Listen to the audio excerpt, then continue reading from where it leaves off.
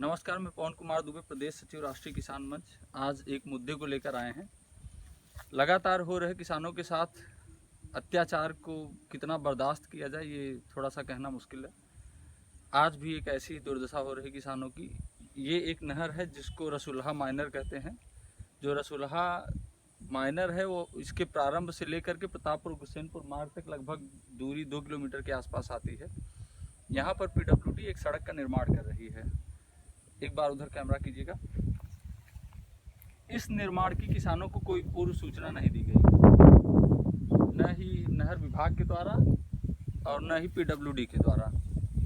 अगर कोई भी पीडब्ल्यूडी सड़क बनाती है तो उसकी गैजेटिंग होनी मस्ट है, या फिर किसानों की ज़मीन का आप अतिक्रमण कर रहे हैं तो आपको उनको प्रायर नोटिस देनी चाहिए कि फला फला किसान के फला फला नंबर से होकर के पीडब्ल्यूडी की सड़क जा रही है जिसमें आपकी ज़मीन का इतना हिस्सा अतिक्रमित किया जाएगा।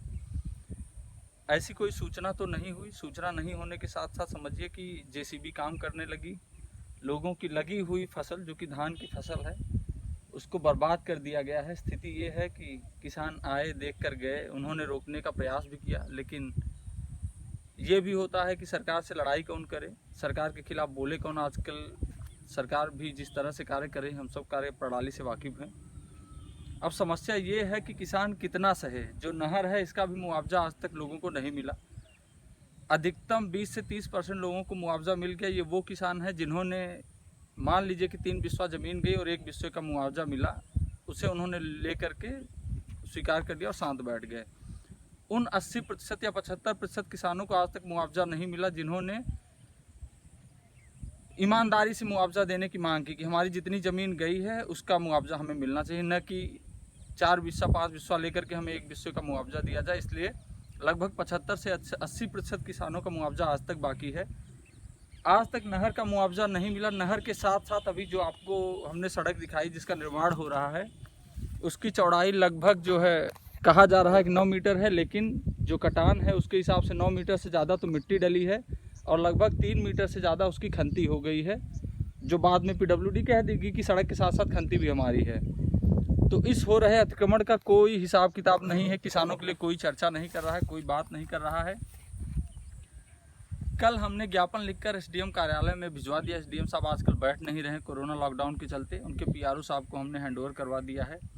पता नहीं वो उन्हें रिसीव होगा या किसी कचरे में जाएगा, हम इसका कुछ कहा नहीं जा सकता है, चूँकि कोई रिसीविंग नहीं है।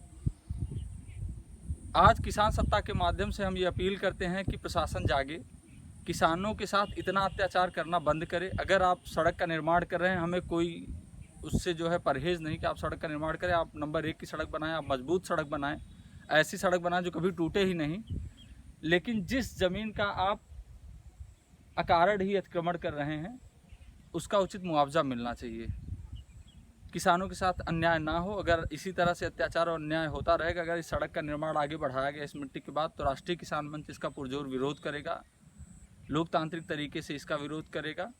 और जब तक मुआवजा नहीं मिलता है, हम प्रयास करेंगे कि इस सड़क को आगे कार्यान्वित न होने दिया जाए। इन्हीं शब्दों के साथ धन्यवाद। जय हिंद, जय भारत, जय जवान, जय किसान।